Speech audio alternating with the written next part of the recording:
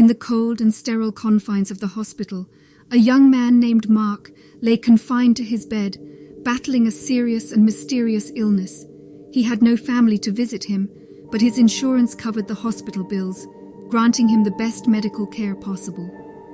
Despite his lonely circumstances, Mark's spirit remained surprisingly buoyant, and he often wore a warm smile that puzzled and surprised the nurses. As the days passed, the hospital staff grew increasingly astonished by Mark's unwavering happiness. It seemed that even in the face of adversity, he found a glimmer of hope that eluded most patients in similar situations.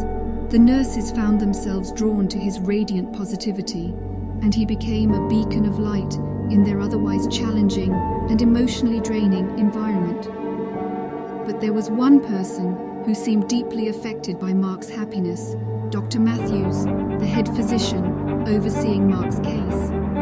Normally a composed and compassionate doctor, Dr. Matthews' demeanor began to shift, and a shadow seemed to settle over his face whenever he interacted with Mark. The young man's happiness appeared to evoke something akin to anger within the doctor, and his once comforting presence turned icy. One restless night, unable to sleep due to a longing for human connection, Mark decided to take a stroll around the hospital. As he wandered the dimly lit hallways, he encountered an old woman with an unusual and mystical appearance. Her clothing was adorned with intricate patterns and symbols, and she had an aura of wisdom and mystery about her. The old woman smiled gently at Mark and offered him a small cup of water. As he drank, she whispered words in a language he could not comprehend. Unbeknownst to Mark, the old woman had passed an ancient and malevolent spirit into his body with her cryptic incantations. From that moment, the hospital's atmosphere changed. Unseen shadows flickered along the walls, and an eerie hollowness filled the air. Mark's once bright spirit began to wane, and a darkness crept into his heart, slowly consuming the happiness that had once defined him.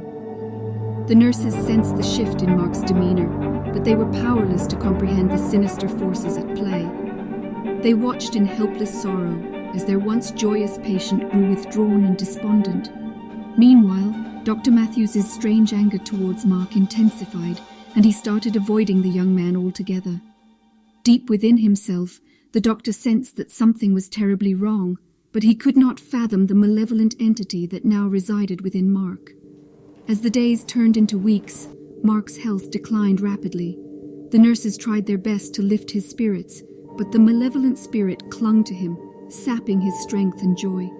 Desperate to find answers, they consulted spiritual healers and exorcists, but none could penetrate the darkness that had enveloped Mark's soul. In his final hours, Mark lay frail and lifeless, a mere shell of the vibrant young man he had once been. The hospital room, once filled with his radiant smile, was now a place of gloom and sorrow. As the nurses and doctors stood by helplessly, Mark's body convulsed with an otherworldly force, a harrowing battle between the evil spirit and the remnants of his once radiant spirit. The room was filled with an overwhelming sense of darkness, and an anguished scream echoed through the corridors. And then, in an instant, Mark was gone, his body motionless and his spirit released from the torment that had consumed him. The hospital staff mourned the tragic loss of the young man whose happiness had brought so much joy to their lives. The old woman with the strange outfit, her malevolence veiled by an air of mystique, vanished without a trace, leaving behind only sorrow and unanswered questions.